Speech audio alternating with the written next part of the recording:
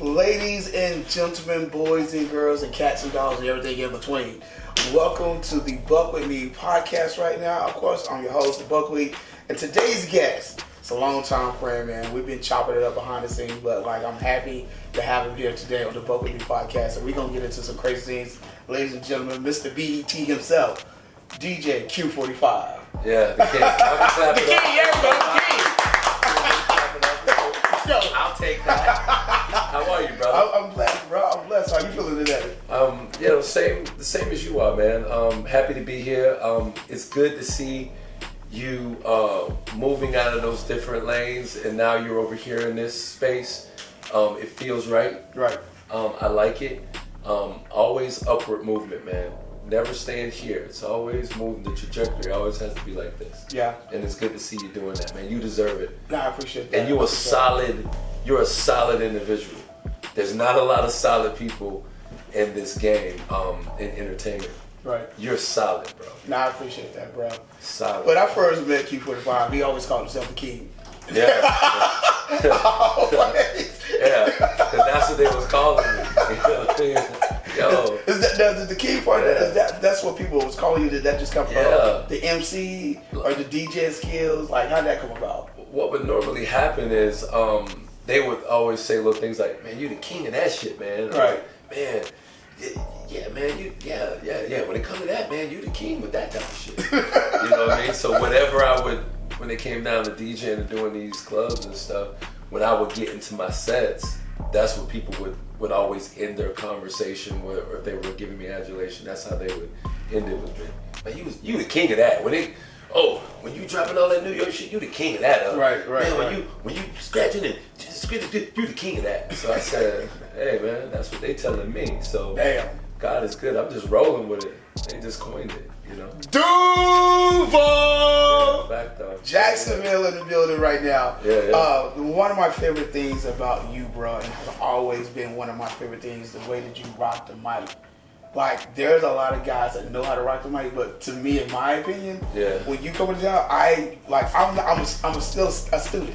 I'm watching you, how you play with the songs, how you work things, and I still listen to you like I was the other day. The truth of the matter is, I wasn't that good with the microphone. A partner of mine that I used to do a lot of parties with, T-Roy. You know T-Roy. Mm-hmm. He's on maybe 190 stations right now, nationwide. What was going on was, he was basically always the MC when we would do a lot of different events. So there were always times, here and there, that I'd be like, I wish he would have said this, or I want to stop and talk about this, just to kind of add, my own flair to it. So it was difficult.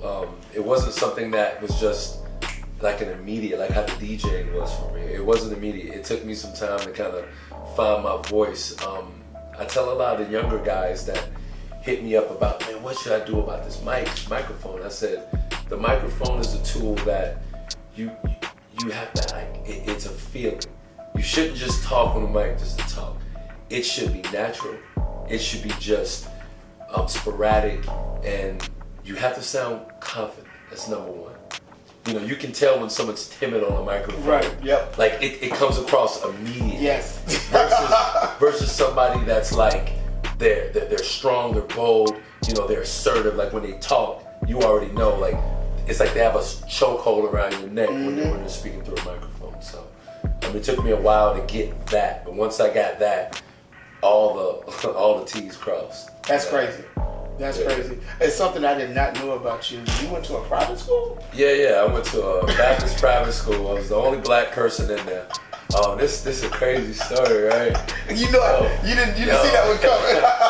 Yeah. So let me tell you the funny part, right? So let me set the landscape for the first day. And I know, y'all, I'm going off script for this. So let me set the landscape for the first day of private school. I'm gonna make a quick story. So anyway, we have homeroom. We're in there, and of course, I'm the only black kid in the class. Damn. So I'm Fresh Princed out. You gotta remember, bro, wearing the uniform was like, what is this, man? Right. It's some white folk shit, right? So I'm in there. I always watch Fresh Prince. I got my jacket on backwards, stupid. Got my slacks.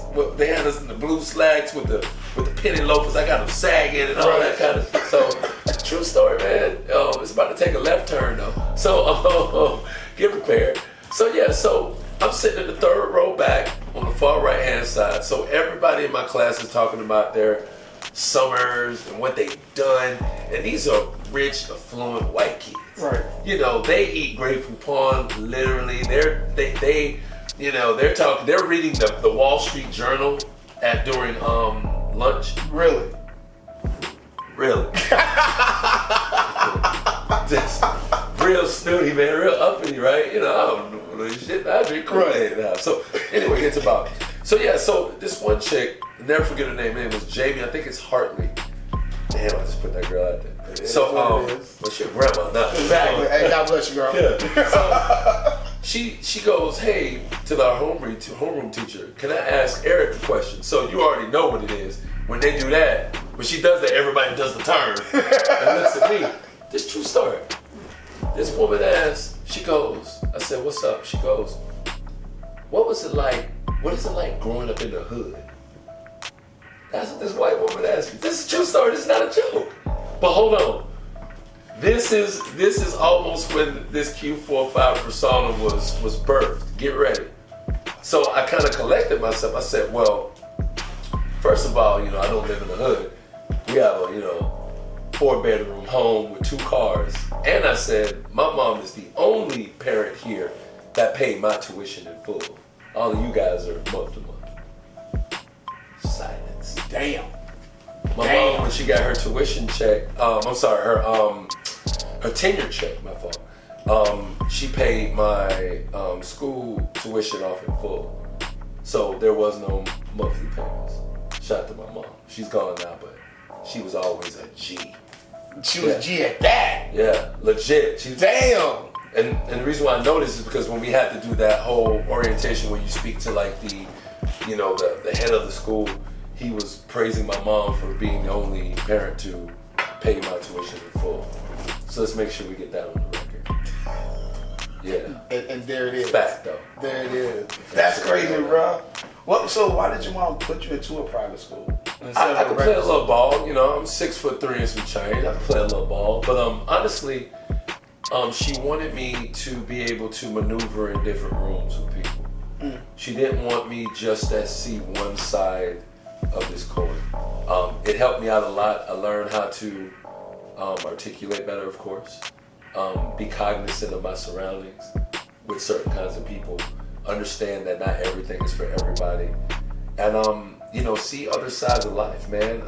I'm going to school with kids who, their dad is district attorney. Right. It's real, bro. And just seeing like how wide the divide is between our cultures. It was a lot. It was wild. Like the different things that their mind would think about during lunch was insane. Like I said, they're reading the Wall Street Journal. They're talking about investments. It was just wild, bro. Like, I'm thinking about what new Jordan shoes are. They're talking about, are we going to, Aspen, right, or Bora, and I'm like, what is that? Where is that? That's outside of Jacksonville. Right. Where is that? Sorry, y'all. We went off on a little tangent with that. I know. It's gonna go like that. That's the thing, is we're gonna have our moments, because like when I was locking you in to do this, like I literally had my own personal questions because you've had a lot of trials and tribulations in your career, and you've definitely been to a lot of places, and because of your DJing skills, has gotten you to be on BET. Yeah. If it wasn't for, at the time I didn't know the talent I guess I possessed, Right. But honestly, what really got me on BET, man, was just being able to network and get people on my page very quickly. A lot of people, when you're dealt a particular hand, it's hard for people to kind of rebound sometimes. Right. You know what I mean? So for me, it was easy for me to kind of just be like, hey man, what's up? And just make friends with people that you don't know, and be able to just be personable, man. That was a big thing that really helped me get on TV. When I first went up to BET and I was able to go up there and meet some people, what I did for that rest of that month I would cater lunch for the whole floor of BET. I would send fruit basket bouquets to all the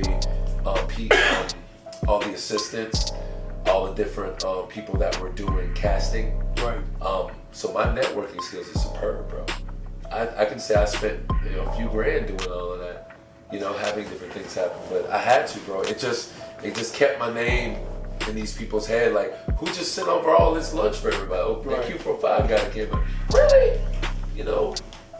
I did that a lot, bro. It's crazy you said it because it's always those little things. Message. It's those little things right there. Like, hey, if you're an artist, I'm trying to get to the game. It's just the little things that's gonna keep people and keep your name on their mind at all times. Absolutely. And you started DJing at the age of 18.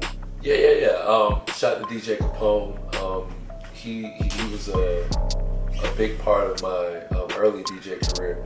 He was the first guy I ever seen doing all of these different tricks and scratching and all this stuff before I even knew what this was. Right. So he allowed me to hang out with him and just learn and just absorb stuff when it came to the talent side of it very well.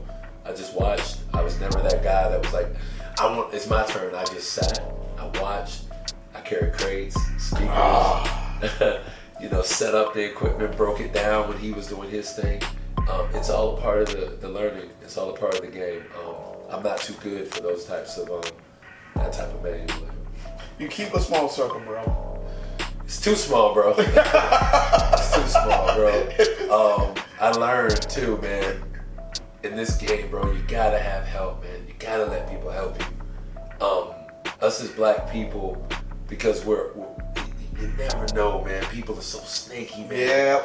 One thing I learned about white folks, man, they have a canny ability of allowing people to do what their job and go, you good at this, you good at this, you good at this, good, you help me. Versus I can do that better than him. He all right. I don't know about you. Right. They let these people do it, and when those people mess up, they find, instead of blaming and shaming, I learned this too as just being a leader. If you're gonna come to me with a problem, you gotta have the solution with you as well. That's big. Message. And I learned that. I'm like, if there's a person in your team that isn't doing well, once you get rid of them, the job he might not have been doing that well, but now you have no one to do that job.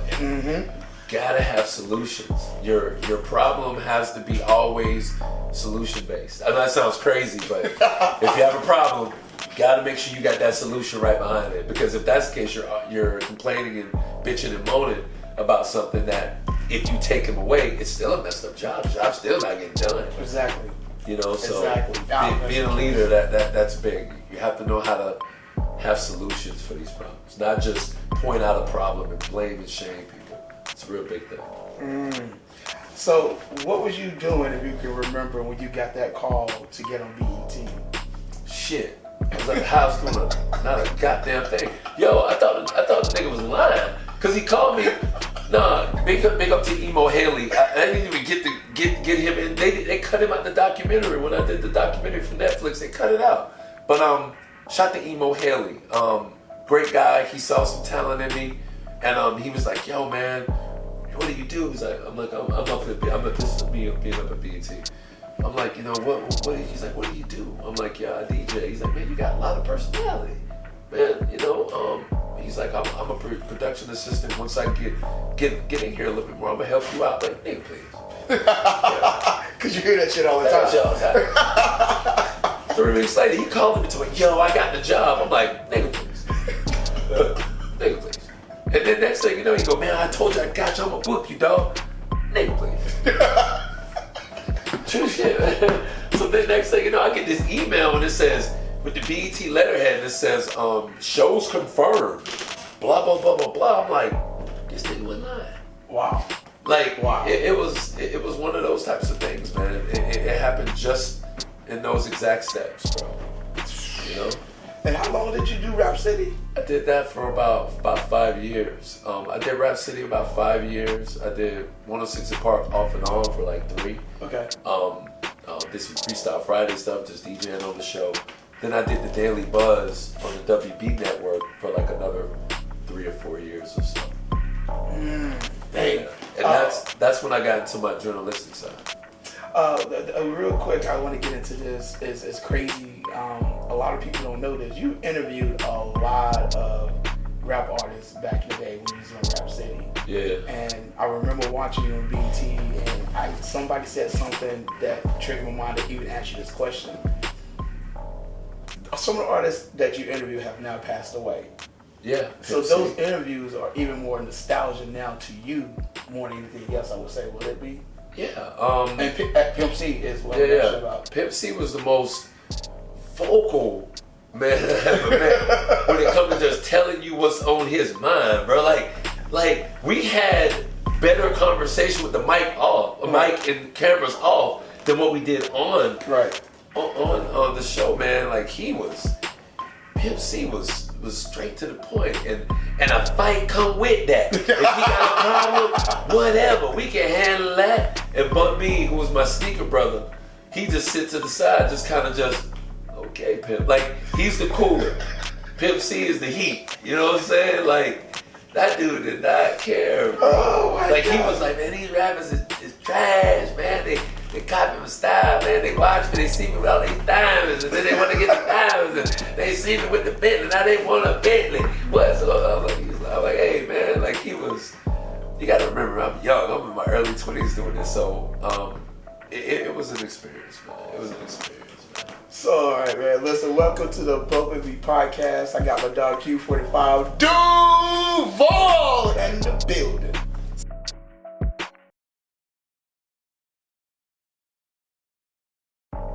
Welcome back to the Buck With Me podcast with my dog Q45. We was talking about Pimp C, Bun B, UGK. Yeah. I wish I had a chance to meet Pimp C, bro. I think it should be, it would behoove me to not mention. You got to remember, Pimp C was on Atlanta radio. Like, we're going through all of this stuff now. With the Diddy stuff, with the Dwight Howard stuff that went on a little while ago. Mm-hmm. He was the one that was exposing a lot of people. I remember that. Was out there in them streets. It's like, you know who got caught in the Bentley with the ball? Come on, man. This been going on for a while. Wait. I'm not just making this up. You can look at this on you. This is public record. Right. He did. Shot to Jay Nix. That's my guy out there in Atlanta. I'm sorry, Jay, if I can't remember the exact station you're on, radio station, but shout to Jay Nix, them boys. Yo, he was on there with Pimp C, and he was talking about rappers and Diddy and yo. Pimp C. No. Look. Why not? Take his glasses off. I heard the most disturbing thing today, bro. Have you heard the tape, the Meek Mill and Diddy tape? Have you heard this? Mm-mm. It's something you don't want to hear because you can't unhear it. You got. People are saying it's AI. I don't know what's going on with this, bro. Bro, look. When you have Homeland Security come to your house, that's a whole nother level of you've done something bad. Right. That's not the local police. Mm-hmm. That's not even top flight security credit. Bro, Homeland Security, they bring them out for terrorists, my guy. Okay. Mm-hmm. This is something else. Mm-hmm. Hip hop is scary now, bro. Mm-hmm. But he got no charges. They just raided his house. Right now, there's no charges. I'm glad you said that. So, can we not, let's put this in the air. Why would them folks put all that money, resources, into raiding this house like that if they don't have some bullets in their gun? Come on, bro. I'm with you. And no, I'm not passing judgment on the guy. No, nobody is. I'm just saying, bro. Right now, ain't nobody run up in the studio to look at you. Right. Unless you got something you need to tell me. I ain't got shit. Oh, hope not. I ain't got it out. We'll have me in here with this jury and this nice Rolex and stuff on. They come trying to seize something from me. I ain't with none of that shit. Man, get your mind right. I don't play none of that shit. Oh, look, 45. Do you believe, so being that you was in New York, doing like BET, 106 and Park, Rap City, do you believe all the rumors and stuff that's coming out with you? I can tell you this. I got a Diddy story. That's what I'm talking about. I got a Diddy story. That's what I'm talking about. This is my second year on Rap City. This the album with the Keisha Cole with the last night. Yeah. Couldn't even get it. So check this out. So they had him scheduled to interview with me and Kanye West as well. So Diddy comes in, he walks into the studio. He has this kind of like Prince, Akeem kind of look about him when he walks in, kind of like this, like kind of this kind of thing. Right. Now remember, bro, you gotta understand, this is Sean Combs walking in. Right. Sean John. This is before all the Ciroc that y'all know now. This is Sean John, the clothing, music mogul. Anyway, so he walks in, he looks at the set, he looks at me, and he just kind of like shakes his head off. And when he does that, remember, because as you have, your producers here, people are like kind of like just working, just kind of getting ready for the shoot. Right. So he like shakes it off a little bit, and so then Stephen Hill comes down, and they have a little talk, and then my producer Matt Smith comes up to me, goes, "Hey man, Diddy don't want to do the show with you," and I'm like, "Cool. What does that mean?" And he's like, "Nah, he just want to do it by himself." I'm like, how is he gonna ask himself questions? Like, how does that work? Right. He says, my producer says to me, and I quote, we're gonna shoot it basically 2 times, each segment twice with him, where he talks to himself. Because he didn't want to interview with me. He only wanted to interview with Tigger. Shout out to Tigger, that's my guy. We made a lot of money together. So, little does Mr. Combs know, it didn't matter. I got paid anyway. Regardless. So I took my black ass down to Flight Club and went and bought me some Jordan 3s. Shout out to my brother Tango, who got some 3s right there. He know what I'm talking about. Legit, this is not a joke, bro. No, but this is crazy. He didn't want to interview with me, and I was like, remember I'm young, I'm like, cool. I'm gonna go jump on the subway. This is all new to me. So he did a show, and they told me it was like paint drying. He would talk to the camera, then the camera would do another shot of like him and something else, saying the question to himself, then him flip back over to him answering the question in the other clothes. It's ridiculous. That's a lot of work. But it also shows you how much power pull that Diddy had back then. That was what I wanted to hear from you, brother. That's the key. When you have influence, that's when you get into these situations where you have people that have so much influence. And we've heard this many times. They feel like they're above the law, etc. Yes. Blah, blah, blah, blah. Yes. But these like Cassie's bad. I seen her in real life. True story, bro. I'm in Miami, walking out of what's that goddamn hotel? The Lowe's in Miami. Excuse me. Yeah, she came out of that month. This like right when they first started talking. Right. Bro, she came out the Lowe's. That bitch looks so good, bruh. She still look good right now, bro. Like just regal, elegant. I didn't know she was Spanish. I thought she was some exotic. I'm like, oh, she Jennifer Lopez. Pause. She's Spanish? Yeah, she's Spanish. I thought she was black.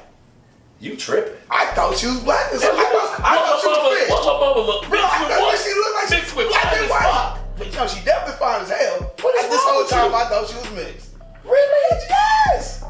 But you tripping? Listen, you gonna make me pull my. This gotta be the buck with me show. You bucking up right now. You bucking up. You thought she was black. With that hair? Nah.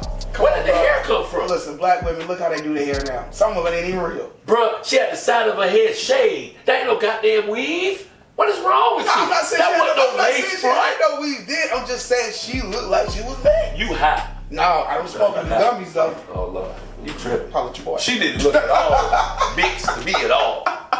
But but she bad, bro. And I met her again with Tyler Perry at this club that I co-own with Ivory Orr, Lavernius Coles, and Dr. West called EXO. I met her. She was doing the plays. Gotcha. With Tyler. She bad. She got a white boy now. Mm-hmm. She got a white boy now. Yeah, she got a white boy. But we gonna keep it moving. She got a white boy. So anyway, yeah. when you guys did the, should I say, Rap City reunion? Yeah. It was the documentary. It's called Welcome to Rap City. right now, of course, it's on streaming on BET. Mm-hmm. Yep. Of course, Mass Appeal shot to them. Netflix, the whole nine. Yeah, we got together, went through the whole history of the show. Yep. All the way from, of course, Prince de Jour, Chris the Mayor, of course, Big Les, Joe Claire, Prime shot to him. Then, of course, Tig, Tig, J-Nix, Lynx, then the King. Just like that. Facto. Was there some things that was yeah, a lot. They cut a lot of stuff. They did. Bro. I knew it. A lot of stuff. I had a lot of stories. You know, Cameron stories, Denzel Washington stories, DMX stories. Yeah, I got a lot of stories, bro. I mean, you gotta think, dog. Rap City, you got a chance not only to talk to these guys while doing the interview, but you also became friends with some of these artists also. Yeah. Behind the scenes. Yeah, man. So when you drop the name like Pimp C and DMX and, you know, all these other artists passed away, it's just like, to me, to hear those stories is something that we're not gonna get. Yeah. On a daily basis. 100%. You know what I'm saying? And that's why, you know, we have this Buck With Me podcast, bro, because you're able, with your platform here, right. People like me are able to come through and share these stories and get it out to all your fans and all the people that follow you. So, I mean, to share this content on your platform is big for us, bro, and I appreciate it. It really matters, bro. It really does. It does. DMX story, do you have one? Oh, I got a great one. Give it to us. we got time before we gotta go to break. We good? We got time before we go to break? Okay, so I'm gonna make this quick. What was the year Peyton Manning won the Super Bowl? It was in Miami. Yes. It was raining. It was crazy. Cat Williams was doing some arena show. Where it was at, I don't remember. So it's me, Roxanne, and Malik, who was their producers for Rap City. It's a true story. This ain't a joke. All right. All right? Q45 True Stories podcast coming soon. There it so is. check it. So I'm in the car. I'm in the back of a Malibu, Chevy Malibu, rental car. Okay. Enterprise. My bad. Apes. Apes. I'm done with you, nigga. I'm in the back seat like this right here. You know how you sleep, but you're awake, but you kind of sleep, you kind of just nodding off? Yeah. This is a true story. So the car's driving like this. Imagine you in the back seat, sleep. Malik's here, Roxanne is here, driver, passenger. We're going like this. Next thing you know, I get a jerk like that. I'm just chilling. I get Malik, he goes, Q, wake up. I go, man, let me wake up. I open my eyes, DMX on the hood of the car. This ain't a joke. Where this nigga came from, no one knows. He's on the hood of the car in Timberland boots and shorts and a white t-shirt with that Rough Rider shit on. Right. You got to move this car. Move the car. I gotta get my bus out, dog. You gotta move the car. I look at them, I go, where's the camera? They go in the trunk. I said, what the fuck is it doing in the trunk? You need to be getting this. Bro, imagine you wake up and DMX is on the hood of your goddamn car. Right now, you walk outside, you put your gummy, throw it up in the air, you do whatever you do. Catch it. Pause. In your mouth. Pause. No Diddy. No Diddy. Hey, Mr. Cole, don't send your people for me. You coming for the Buck With Me podcast. Don't come after me. I don't play that shit. Anyway, so yeah, imagine you throw your gummy up in there, you catch it, you open your eyes, DMX is right in front of you. Talking about move the hell out the way. Right. You know what I'm saying? Right. So what he did was he's jumping on top of the hood of the car to where we backed up, and he goes and gets in the bus and backs up the bus. This is a big tour bus. Hold up, DMX is driving the tour bus. Yeah, he ain't got no license. Bro, this guy didn't give a damn about nothing, bro. Bro, real talk. That guy didn't care. And here's another little funny DMX story. DMX did an interview, y'all can go look for it. He was talking about when he was doing these movies, and he talked about this one particular, because we're talking about Diddy and the Cassie stuff, right? Mm-hmm. So he talked about this one star in one of these movies that he did, where they went to his trailer, they're just talking, having fun. He said, she kept, hey, and touching me and all that stuff.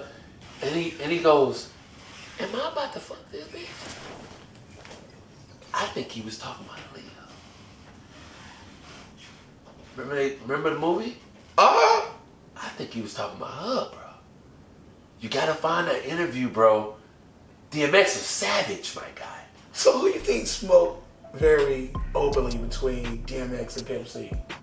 I think it's probably...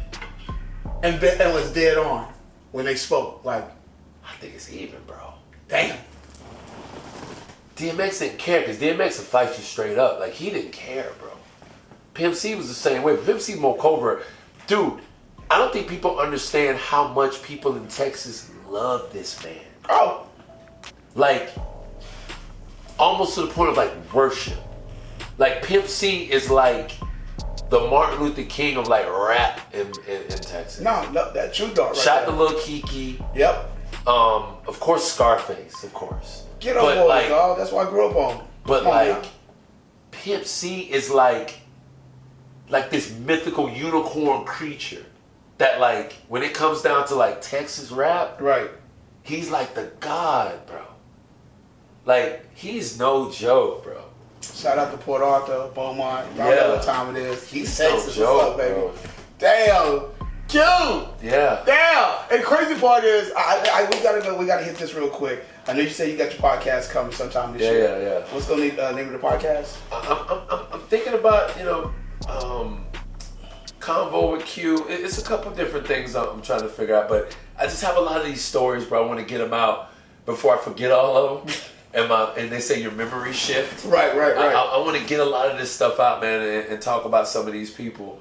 Some good light, some bad light. But, got to get the stories out, man. It's all memories. All right, so quick, favorite artist that you got a chance to meet, hung out with? Bro, it's so many It's a different lot. guys. If you can you narrow it down to two at least, or three? Big up to David Banner, because he's such a solid Oh, guy. man. Yes. When he was at his height, this man stopped this tour bus to talk to me. This is before I was anybody.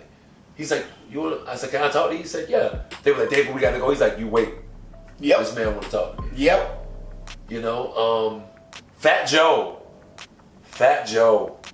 Bro, I got a good Fat Joe. Man, we got to go to break. I got a story, bro. We got to go to break.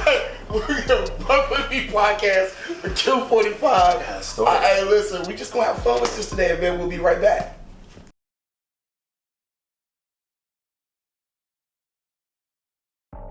Oh man, we are back into the Buck With Me podcast for Q45. Yeah, man. Straight from Jacksonville, one of the best DJs. That's my personal friend. I love this dude. Yeah. We were just talking about, his favorite three artists that he's met at Rap City, 106 Park BT. Yeah. And he was saying something about Fat Joe. Fat Joe, for one thing, I think Fat Joe is one of the most selfless human beings I've ever met. He's a guy that sees somebody with talent and goes, how can I put them in a better position to win? He has always been like that. And in our game, it's not that's not something you see a lot. Because somebody will see somebody with some talent. I can't let him get too powerful, because then it's gonna dim my light. But Fat Joe has just never been that guy. It's wild, bro. Like how he is. Like he's such a gem, such a one in a million human being. And that's just genuinely saying that about Joe. Not for anything, but we did a lot of shows with him on Rap City that were iconic. But one story that sticks out with me with Fat Joe is true story.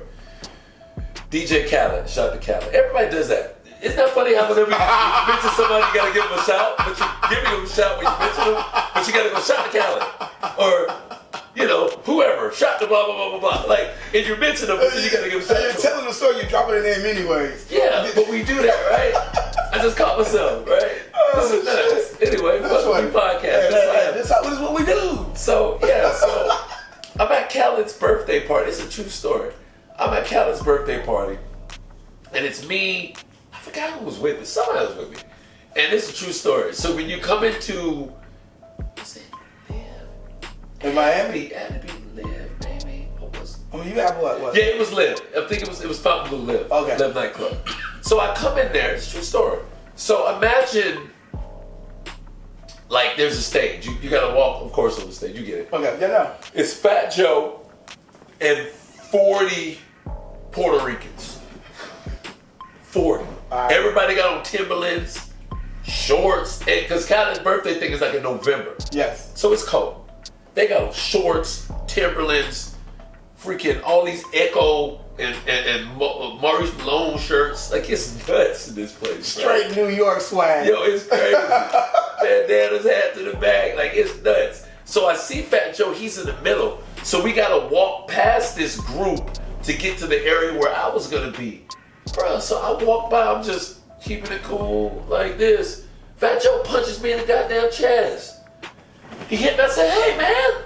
He go, Q, don't you ever walk by me without speaking to me. I said, Joe, you got 40 fucks over here. What? If I would've reached out to say something to you, I would've got sliced, stabbed, cut, shot, and they would've dumped me off with some duct tape, put me in the back.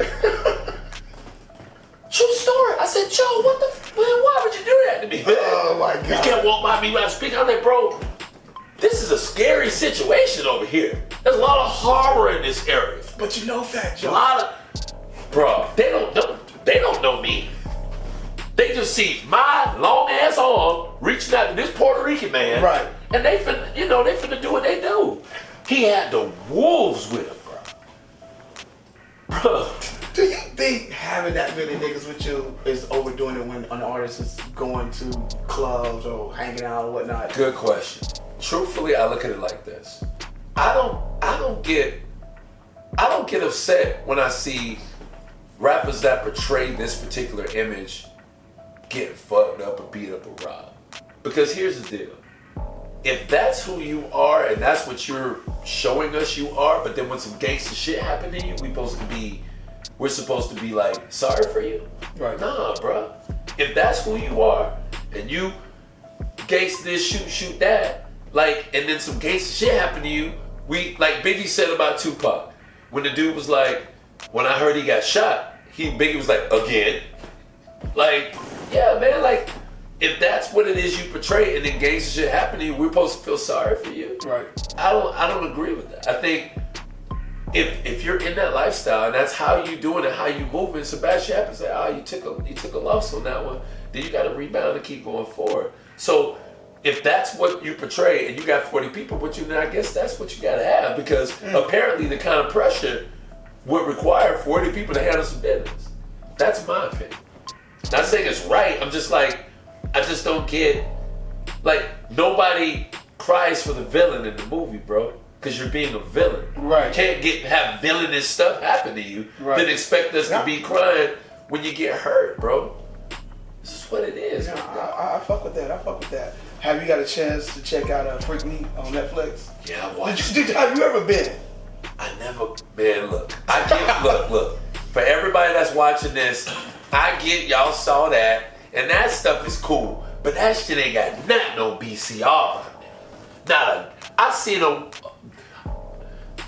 them, look, I seen women walking down the street butt ass naked. This ain't a joke. Completely nude at BCR. They had got this ripped off. Right. Walking down the street to the cops, they couldn't even do nothing about it. What? They're like, I can't. Here's how you knew when BCR was done. You didn't hear no music. You heard music for 48 hours straight. All night, right, all day, every minute of the day. No matter where you were in Daytona, it was music. You at church, you hear JT Money, yeah.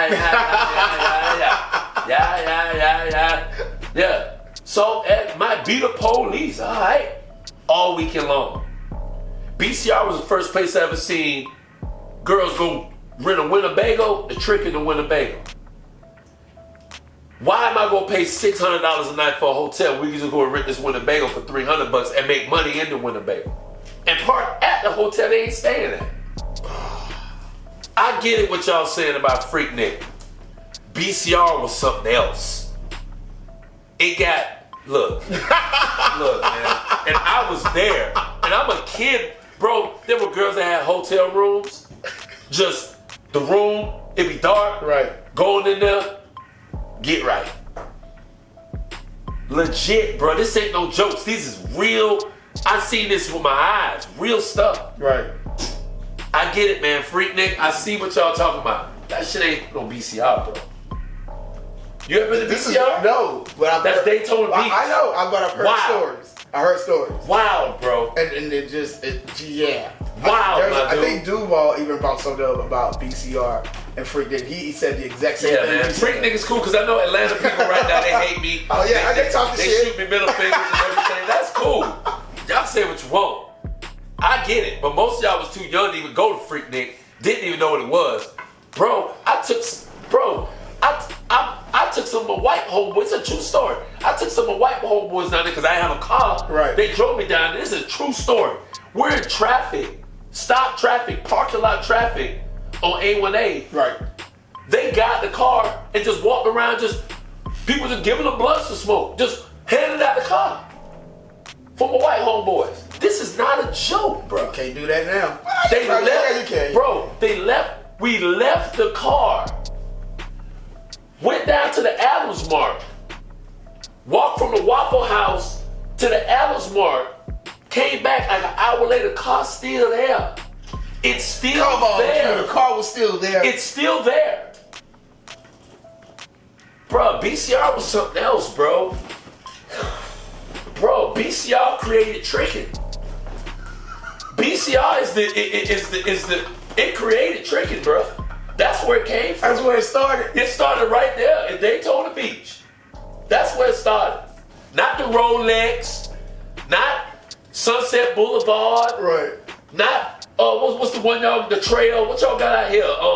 What's the little thing y'all got out here in Tampa? When the white boy, Hugh Grant got called back during the Super Bowl. You remember? You know the girl. That's your homie. You know the girl. You know the girl. I'm from Texas. I only been here. You know that girl. You got called up for her. Yeah, over there. Y'all got a track out here. You know the tracks. Florida Avenue. You know where all the tracks at. One of them streets. You know Orange Blossom over there in Orlando. Your favorite stomping grounds. That's your places. You been there. Negro, hold on. What you doing nowadays? I know you own a club in Jacksonville. Yeah. I co-own the spot out there called XO. Don't be laughing. It's real. It's true. You know them. You know the spots. He tried to act bad. Like, I don't know what you're talking about. Who is this? Hey, who are these people? Who are you feeling? Nah, but right now currently, I'm back out on the circuit, man. My mom passed away a few years back. I know everybody. That was an all moment. I get it. But I'm not gonna do that. Okay, but yeah. My mom is at peace now, so we that good. Part. We Gucci. There so it is. It's good. There it is. So so now I'm just back out, man. Just making sure that the youngsters know, the king ain't lost a step. Big Kristen came out to some of my stuff. He's like, bro, you ain't lost a step. You have not. It wasn't gonna happen, bro. This is me. I am this. Young Jeezy said it best. I am the track. Yep, there it is. You know what I mean? I am this, bro. So yeah, I'm just back out here, crushing these clubs. I'm just trying to find my niche again about how I want phase 2 of Q45 to sound, what I want it to sound like. So I'm just figuring it out, man. Do you find it difficult? And I know it's not, but I'm gonna ask the question anyway. Yeah. Or maybe for other DJs that's listening to this right now, to the Buck With Me podcast. When you travel to other cities, do you freestyle or do you have like an idea of what you're going to play at these other cities and other states? We talked about that. I'm getting into more having a working set. We talked a little bit about this off camera. Following in the blueprint of the Kid Capri's, the Jazzy Jeffs of the world, having a blueprint and a working set is just like when you go to Universal Studios. Mm-hmm. You get on the ride, it blows up, things happen, blah, blah, blah, blah, blah. When you pass through, it all rewinds and puts itself back together again. And that's what you want, to have a good working set where when you go, you hit everything, you make sure you take them on the right ride, they get all their food groups from you, and then they leave full, and then you Gucci. So, that's just giving y'all some game. That's what I'm doing now. Just fine-tuning a working set. So when you come see Q, you know what you're going to get. You know what the party's going to be like. Versus I'm just kind of freestyling, which I do well. But, I don't want to do that anymore. I want to You know, just like any music artist. Like when you go see Michael Jackson, he gotta do Don't Stop Till You Get Enough. Like you want to hear him do that. So I'm just getting a working set together now, and trying to move away from all the freestyle stuff. Gotcha. More of an artist type of flow. Being that you've been a G at this game, man, in the music game, DJing, what would be your recommendation on how an artist should approach you about their new music? Yeah, just don't come around me. Just don't come around me. Nah. I am not Diddy. That's not what I do. That's not what I do anymore. I'm fucking with y'all. I know. I just think it's funny. Motherfuckers look like, damn, yeah, serious. No, this is what honestly, truthfully, man, like, you know, they don't need me for this anymore. You have all these outlets, all these different media ways to get your music out. If you don't take the initiative to push your product and put some real energy behind it, then why should, you know, whoever do that? You know, I think what's happening that's been apparent in the rap game is that we get a lot of these artists that come out and these DJs do help them, right? And then they really make it, and then they forget. They don't go back and get with these DJs, give them a free show. They don't go back to these guys and go, you know what, my guy, I'm just making up something. I'm doing Coachella. You come on out here and do a couple dates with me. Like, they don't do that, bro. In our culture, it's like, man, whatever. Like, but I understand not everybody can go along for the ride. I get that. Right. But still, bro, like, these DJs are important. These young guys, I watch these kids, they idolize these rappers, bro.